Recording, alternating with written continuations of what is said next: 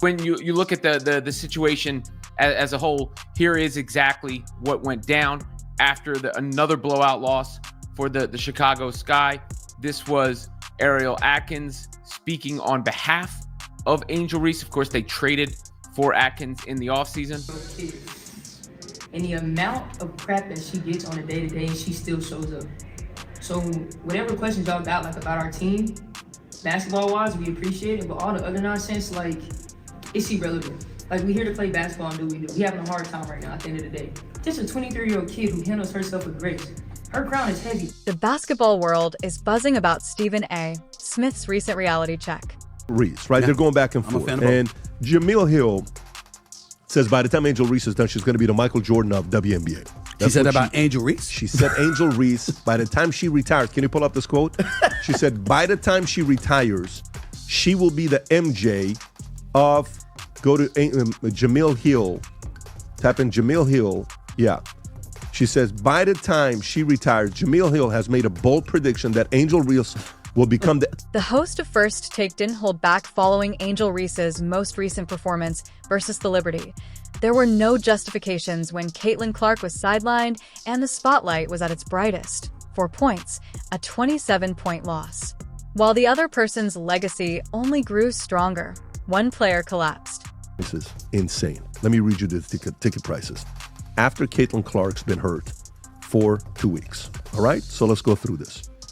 Caitlin Clark absence is having an immediate impact beyond the court. According to data shared by Yahoo Sports via TickPick, prices for 2 specific Indiana Fever away games against the Chicago Sky and the Washington Mystics dropped sharply after Clark was sidelined.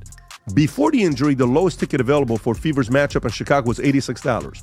For the game in Washington, fans needed at least $41 to get in. After the news of Clark's absence, those get-in prices fell to $25 from $86 and $14 from $41.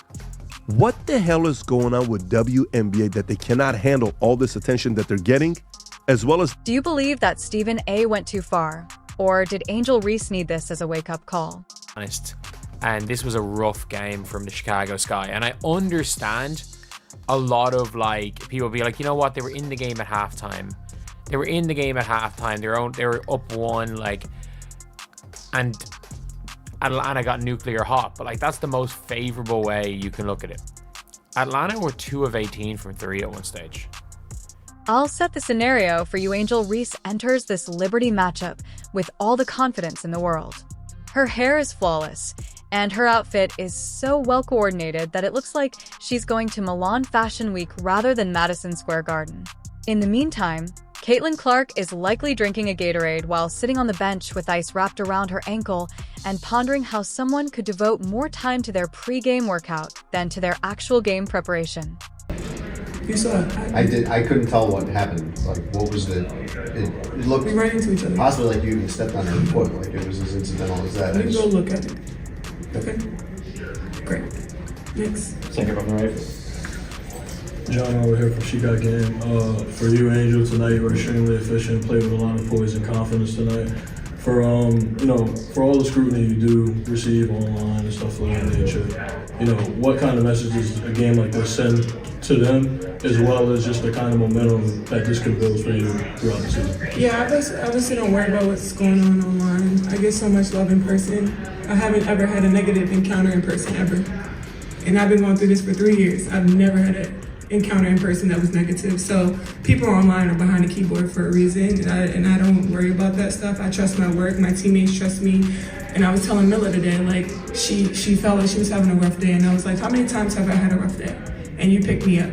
So don't get down on yourself. I know my teammates have my back, my coaches have my back, and that's all that really matters. I don't have to prove anything to anybody but myself and my teammates. 4 points. It's not a typo. There is no statistical inaccuracy in that. That is all of Angel Reese's offensive output in a game where she was meant to be the protagonist. When Stephen A. Smith saw that box score, he most likely had to wipe his eyes twice before he could understand what he was witnessing. It wasn't just a poor game. This was a masterclass on how to blend in with the surroundings. It's going to blow up and is worth addressing. Angel Reese had her best game of the season against the New York Liberty. It wasn't even close. Clearly her best game of the season. She's really struggled finishing this year.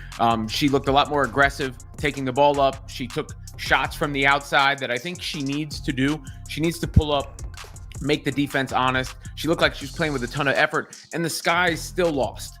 They still got blown out, and the Sky issues go well beyond Angel Reese's field goal percentage. Obviously, Courtney Vandersloot out for the season. That's a blow, but they weren't even good before then. Their draft pick goes to the Minnesota Lynx. There is a lot. Do you want to know why this hurts even more?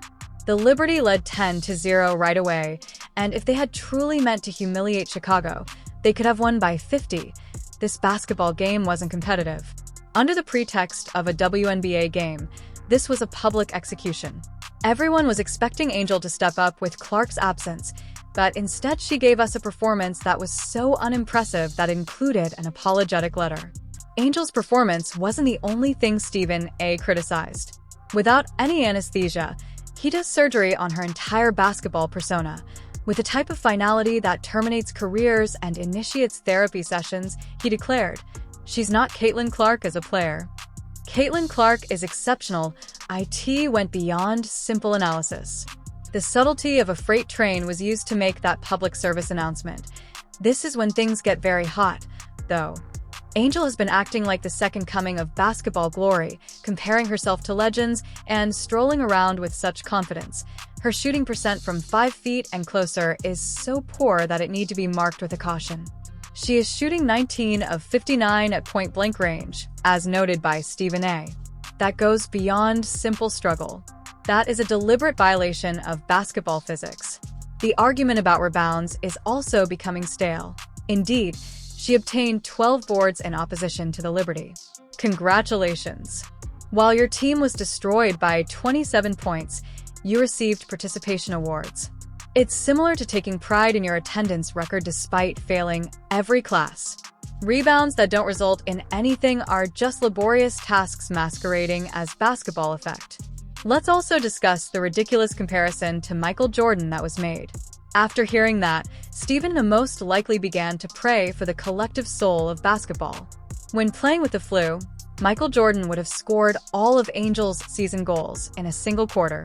Basketball purists would cry out loud at the hubris of even mentioning such names in the same sentence. This is the actual outcome of that Liberty game. Angel's setup was ideal. She won't be overshadowed by Caitlin Clark.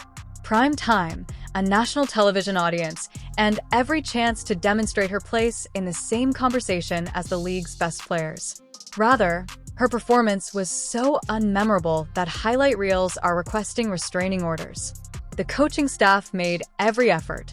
In the hopes that a change of setting would reveal some secret scoring skill, they moved her around like pieces of furniture in a haunted house. Small ball 5, center, and power forward. Nothing was effective by the fourth quarter. Tyler Marsh was most likely sketching plays in hieroglyphics, frantically trying to find any combination that might allow Angel to make a shot. Even though Caitlin Clark is dressed in street clothes and sitting on the bench, she still manages to contribute more to the story of the game than the player who actually put on a suit. You'll know you've lost the story totally at that point. You're not in a slump when an injured player creates more buzz than your healthy star.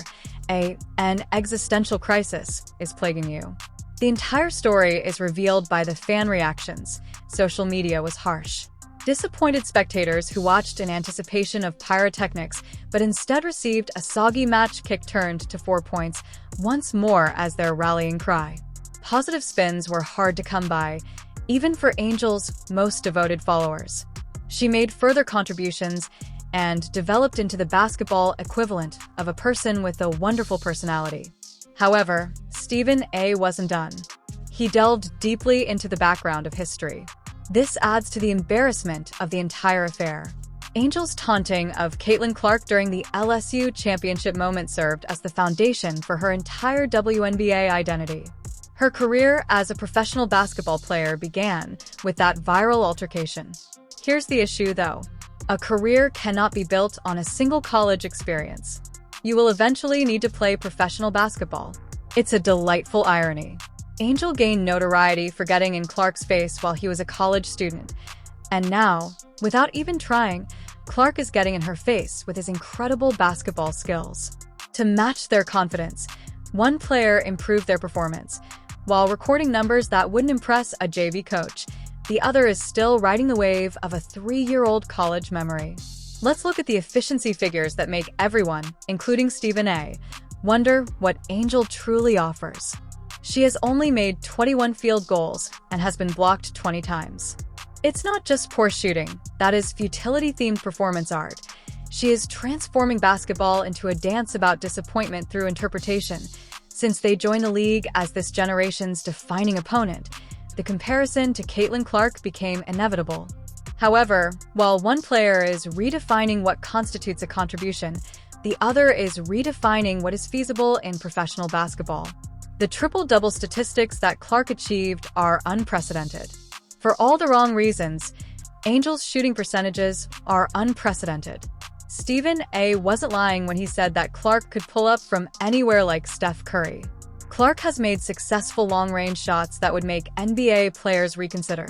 Angel, meanwhile, is having trouble making layups, which ought to come naturally to anyone who has ever touched a basketball. The disparity in expertise is not merely apparent, it's getting awkward. The WNBA's viewership figures reveal an even more horrific tale. Despite having several all-star players and signature shoe athletes, that Liberty Sky game only attracted slightly over 600,000 viewers on ESPN.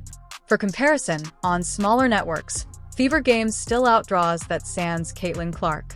Rivalries and personalities form the foundation of the league's whole marketing strategy. What happens, though, if half of the rivalry is unable to perform? At this point, Angel's pre-game wardrobe selections have turned into a meme. Stephen A. questioned out loud if she genuinely spends more time practicing basketball fundamentals than organizing clothing. You're not an athlete if your pre-game runway walk produces more content worthy of highlights than your real game performance. As an influencer, you also happen to be a basketball shoe owner. The level of frustration among the coaching staff must be really high. Consider designing a game around a player that routinely performs poorly at key junctures. Each timeout turns into an intervention. Every replacement becomes a murder of kindness. Because he has used Angel's benching speech so often, Tyler Marsh most likely has it committed to memory. This is the reason Stephen A.'s criticism works so